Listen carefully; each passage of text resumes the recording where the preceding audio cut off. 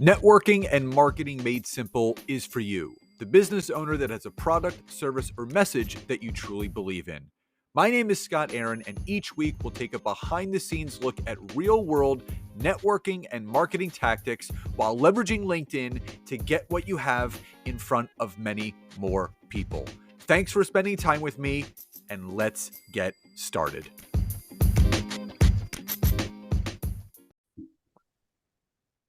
Hey, everybody. Welcome back to another episode of Networking and Marketing Made Simple. Super excited for today's episode.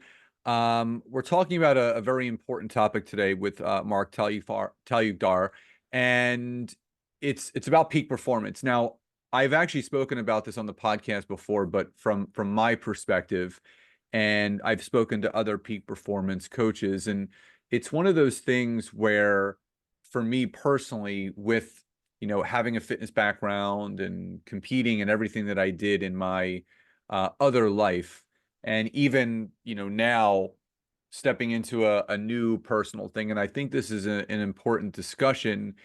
And my father, for everyone that's listening, you guys know, he battled cancer last year, beat it.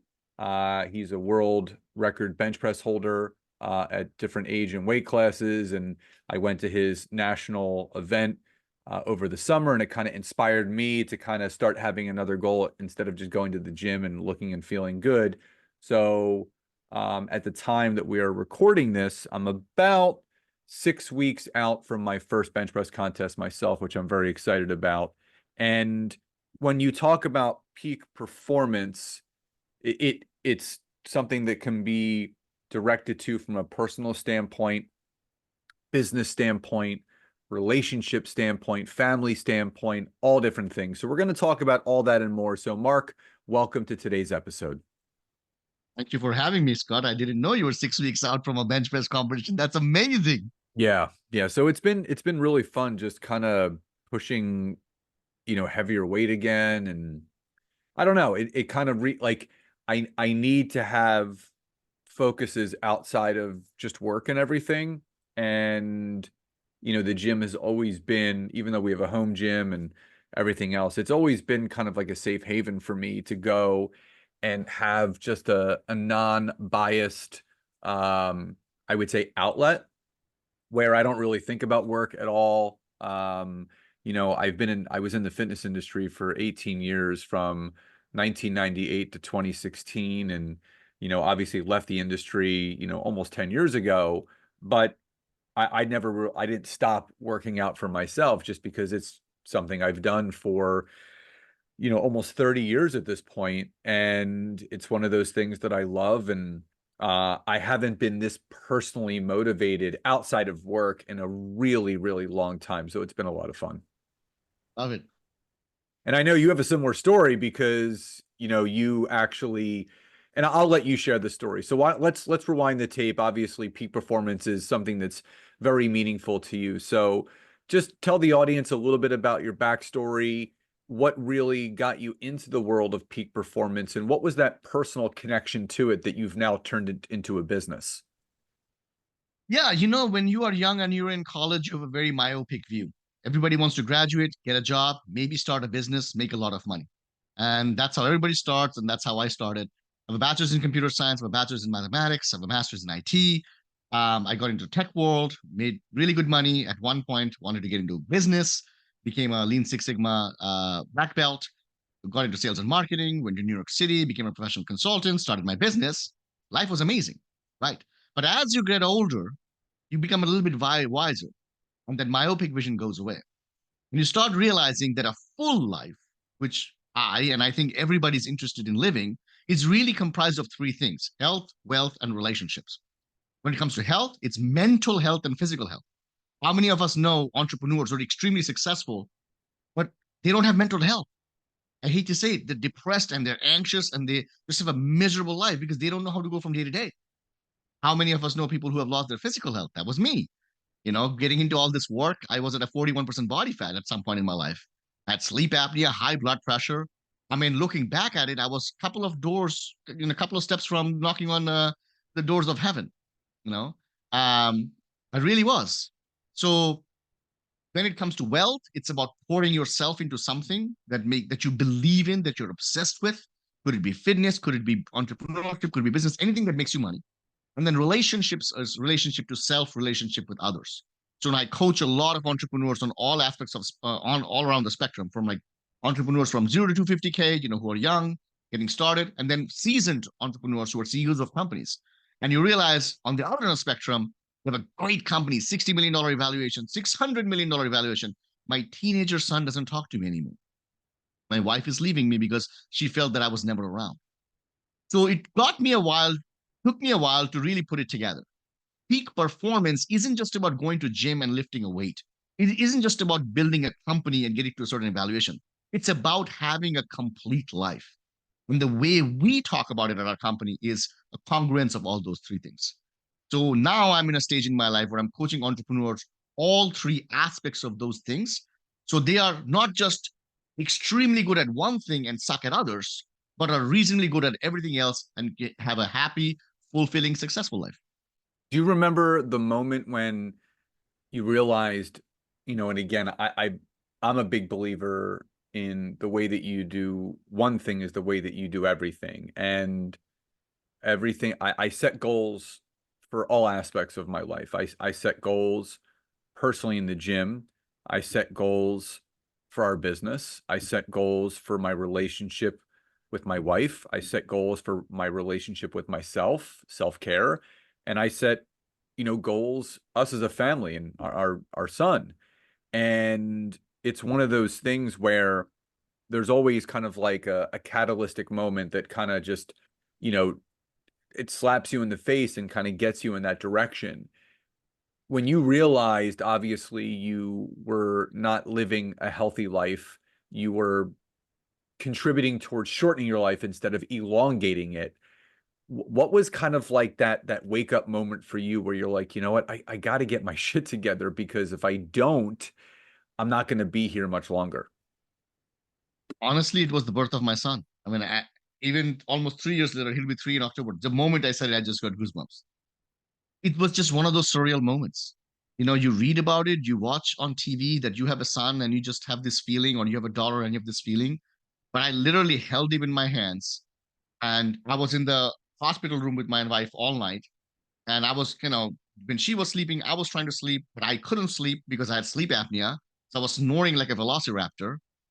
So by the time she was like giving birth, I was exhausted, because I didn't even give birth. I was just having trouble breathing.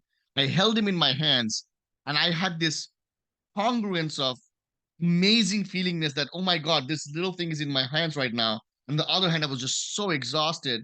I had this surreal moment and I thought, what am I doing? Like, I'm not going to be alive by the time this kid goes to high school. And at the moment, I would love to tell you that it was the moment that changed everything. It didn't. It just put an idea in my head. And then it was the next couple of days of thinking through things that made me realize, okay, I got to take control of my life again. I'm literally living my life as a spectator as opposed to a participant. I have had all this success in all these other avenues in life. Nothing matters if I'm not alive for my son and for my wife. It's people don't realize that there are certain moments, again, becoming a parent, one of them, sometimes getting married, sometimes losing someone. My wife, if she was on here, she would tell you that the one thing that really kind of a couple catalytic moments, for her, the passing of her father, but also when she was unexpectedly diagnosed with kidney cancer almost 3 years ago, which was completely by accident, but on purpose. And it really just kind of, shook her to her core. And it's in those moments that you realize how short life is. I remember Nancy, my wife, she shared a podcast episode with me that at 38 years old, you've lived half your life already. So, because the average lifespan of a human being is around 76 to 77 years, people don't realize that when you're in your mid to late 30s, you're on that top part of the mountaintop where you're starting to live the back end of your life. And, me being 45 now, I do think about I catch myself thinking more often than not about how am I going to spend these last X number of years. And, gratefully, my grandfather is still with us. He'll be 96 in February. We just had brunch yesterday. My wife, my son, myself, my stepmom, my dad, and my grandfather. So four generations sitting at one table, ranging from just about 12 years old to 96 years old. And again, I got, good genes ahead of me. So, knock on wood, they continue to perpetuate that way. But I think when people start to realize, and this is not to have any sort of negative connotation about having the glass half empty versus glass full, I think it's being a realist. So, what do you tell people when, and I think you can relate to this, where people kind of put things off, I'll get to it tomorrow or I'll wait, another month. We always act like tomorrow is promised when it's not. So, what's your message to those people that I don't want to say are wasting a lot of the stuff that they can be doing, but they're not maximizing what they have in front of them? The only tool that you need in your arsenal is honesty. That's it.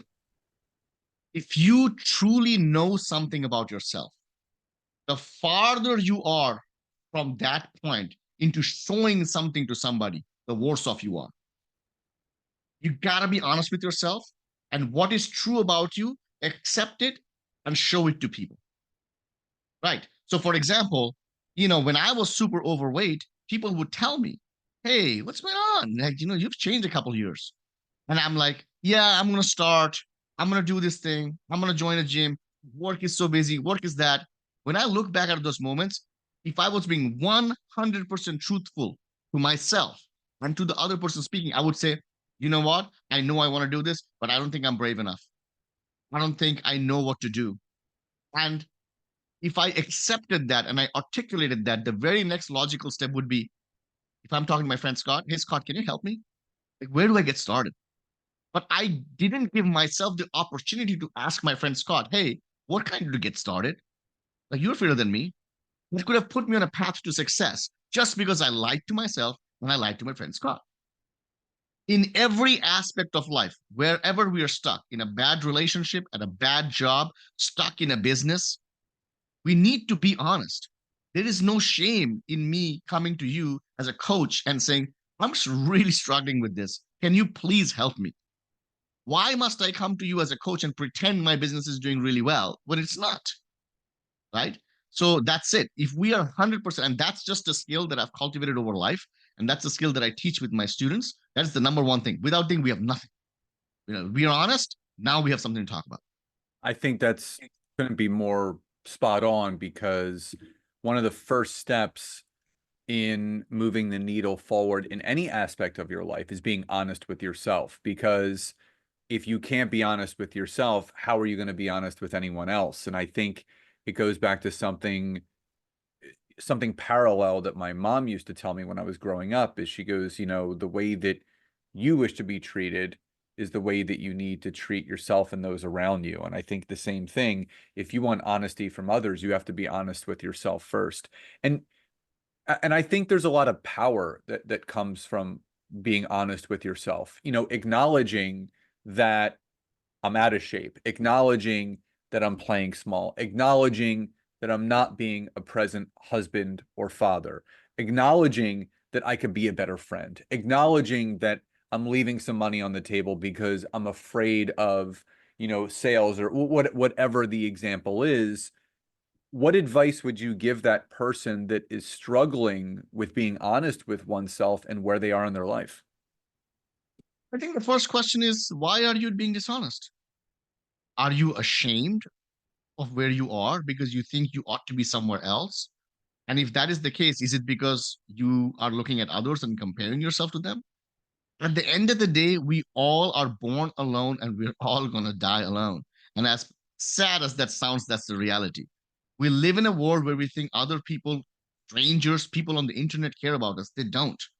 You know, the sooner I get to realize that I am what I am and I am in control of making myself better or worse, the more free we are. A lot of times we're putting up an impression over others because it paints us in a better light than we need to. We're driving a car we really can't afford, right? To please others. But oh my God, the pressure. Because now if I'm driving a certain car and I'm looking a certain way, then I'm gonna dine at a certain place and I'm gonna wear a certain suit. Who am I doing this for again? you know, it's so much simpler to peel that off and just say, this is who I am. And that's the ultimate form of self-acceptance. That honestly, like I am fat and I'm unfit and I can't sleep. And I accept that. And now, therefore, I need to find people who know more than me to help me. Why isn't life like that? I think when we were kids, we are all like that. You and I both have kids. They're drawing, mommy, daddy, can you help? So simple, right? But I think as we adult, we lose that. Somehow we get conditioned into our head due to ego or this or that, that, we're not okay. It's not okay to ask for help, right? We have to just figure it all out. No, it's not. There are people like you and me and millions of other coaches who have invested their entire lives in perfecting something. If you're stuck somewhere, just be honest. I'm stuck. Can you please help me? Not that difficult. No, I mean, I agree. There's significant power in asking for help. There's a lot of people that feel ashamed by that, that it's almost like this badge of honor they want to wear for grinding it out or trying to figure it out on their own. And it's not about taking shortcuts in any way, shape, or form, but you can shorten the learning curve of any situation by, reaching out to someone who's effectively moved the needle forward in their personal and professional life the way that you wish to. So if you were to best describe peak performance and the way that you help people to the audience that may not fully understand it, how would you best describe it? First, we've got to figure out what is it that you really want, and not at a surface level, but at a deeper level. I don't care about your business goals in terms of thousands of dollars or amounts of pounds that you want to lose or any of that. Depending on where you are in life, what is it that you're looking for? What kind of life do you want in 5 years? Oftentimes, we are just focused on acquiring things, but we are not okay with removing things. In order to get something, you have to lose something. And sometimes people never get to their goals because all they have done is added 17 things to their plate and never worried about what they have to give up to get there. So we need to have a holistic conversation of where you are and where you need to be. And then again, it's about honesty. It's not my job as a coach to hold you back, but it's my job as a coach to understand you the best I can and tell you what is a realistic goal and what is not a realistic goal. I would much rather you have 17 small wins in a row because we planned strategically what to go after and got it than to set you up for failure over and over. To me, as a tech guy, as an engineer, I'm lucky that I lived so many lives. I'm a data analyst. I'm a, putting dots together. Like I'm in sales, I'm in marketing. It has given me some type of an ability to be able to not only be good at execution, but also be great at strategy. The only reason I was able to go from 41% body fat to a nationally qualified bodybuilder in 2.5 years wasn't because I spent more time in the gym. It's because I strategically mapped out what I needed to do. So when I'm working with clients, that's the very first step. This is deep level strategy, but it starts with where do you want to be? Yeah, if you don't have GPS coordinates of where you want to go, how are you ever going to get there? I think that's one Exactly. of the best analogies to use. So if someone was to ask you, Mark, what makes you different, most unique, or in kind of a class of their own when it comes to peak performance coaches and others out there in your space? Because again, I think we all have a story, we all have a skill set, we all have something that makes us, uniquely ourselves and what we deliver as far as to the people that we're working with. How would you best answer that? This is one of those self-bragging moments. So, I'm shy about bragging for myself, but you're asking it, so I'm going to say it. Two things. Number one, obsession. I'm obsessed. I'm not just obsessed with my success, I'm obsessed with your success because your success is my success and I don't like to fail. So when you are my client, you trust it. I am going to be your best friend, but I'm also going to be your worst enemy because if you're going to do things to self sabotage, I'm not going to let that happen. So only sign up with me if you need that level of accountability. Because if I'm going to go to war and take a bullet for you, I need to know you're right by my side. So it's that obsession. Without that obsession, without pouring ourselves into it, I mean, you know this. You're 45 years old. You look like a 32-year-old bloke. You haven't maintained this body by not being obsessed with fitness, right? You have career shifted. You worked as a trainer for so many years. In the last 6 years, you've built such a huge company by being obsessed with it. So the obsession is needed. That's number one that separates me. Number two, I'm a performer in peak performance. There's way too many peak performance coach, pardon my French, who haven't done diddly squat. Who haven't? There are sales. You and I both know sales trainers who haven't sold a dang on thing. You and I both know marketers, who can't market, a paper bag. Performer in the peak performance is what it is. I go through phases in life where I challenge myself and I do things, quote unquote, that are impossible, right? So it's just find a new thing and moving on. So do you want to train with somebody who can just talk the talk? Or do you want to train with somebody who can get in there and do it? So that's what it is. For me now, my goal is to be a national champion bodybuilder. And after that, I move on. Maybe I go to powerlifting. Maybe I go to something else. Maybe I go to arm wrestling. Maybe I go to move another aspect of business. Because for me, I always joke about this thing. I say when I die, I want my tombstone to say, here lies Mark Talukdar. He did everything there was to do. Because I want to live a life where I'm doing stuff, but not just for my own vanity, but also to be able to show others that it can be done. We are conditioned by society. We're conditioned by parents and school teachers who are constantly telling us, you can't do this. Don't do that. Pick a safer option. And we live marginalized life, not because we are incapable of doing things, it's because we were told we can't do it. So honestly, I'm trying to become the person I needed 25 years back in the past. Somebody I could look to. My son could look at me and say, there is going to be a day, no matter how fit I be, there is going to be a day where he's going to outlive me. And I want him to look at in the toughest moments at my life, no matter what he's going through, and be able to peel out and experience something that I did and say, my dad did it, therefore I could do this. That's it.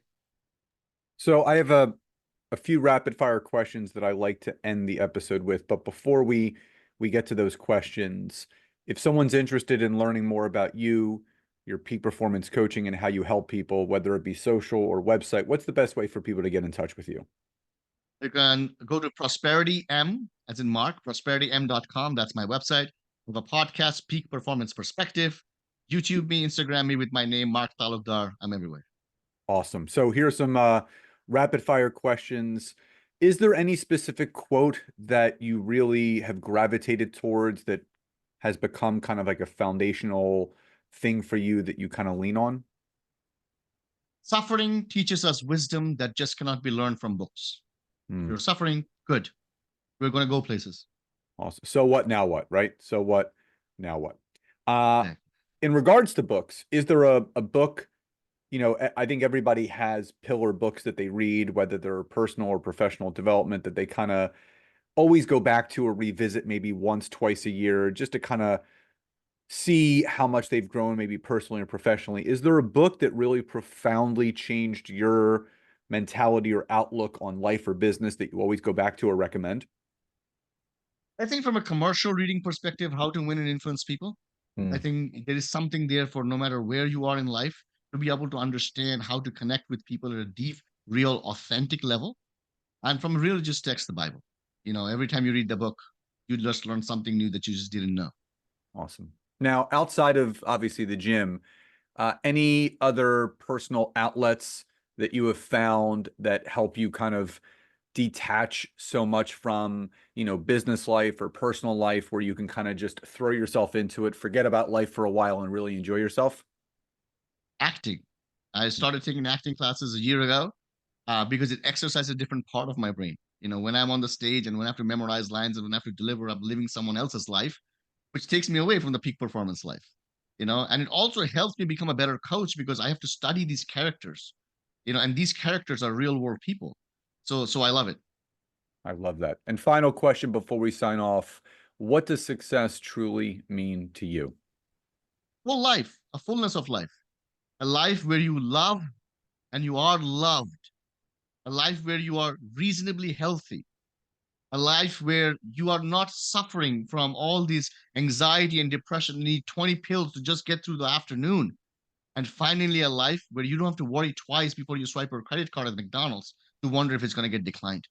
Hmm. Let's live a full life, you know? It's not that difficult. I love that. It's first, acknowledging it and being honest with yourself as you forementioned. So, Mark, just want to thank you again for being here today and sharing your inspiring story and obviously leaving the audience better and just to appreciate you, everything that you're doing, and just want to wish you continued success and thank you again for being here. Thank you for having me, Scott. Absolutely. So, for all those that are listening or watching, all the information about how to connect with Mark, everything about him and his business will be in the show notes or the description of this episode. And as always, please support us on social and or the podcast. If you're watching on YouTube, please subscribe, turn that notification bell on, like the video. If you're listening on the podcast, please subscribe, leave us a rating and review on iTunes or Spotify. Let us know what you loved and what you would like to hear more of. So, everyone, I hope you enjoyed today's episode. Love and gratitude, and I'll talk to you next time.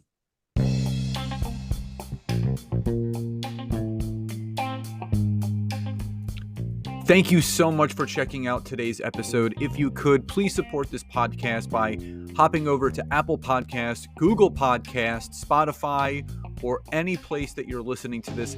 Leave us a rating and review. Let us know what you loved most and what you would like to hear more of. But also, if you would like to learn how to take your business to the next level, whether it's using LinkedIn or working directly with myself and Nancy in our intimate group coaching programs, you can head over to www.thetimetogrowth.com or scottaaron.net to learn more. Thank you again for your support, love and gratitude, and I'll talk to you soon.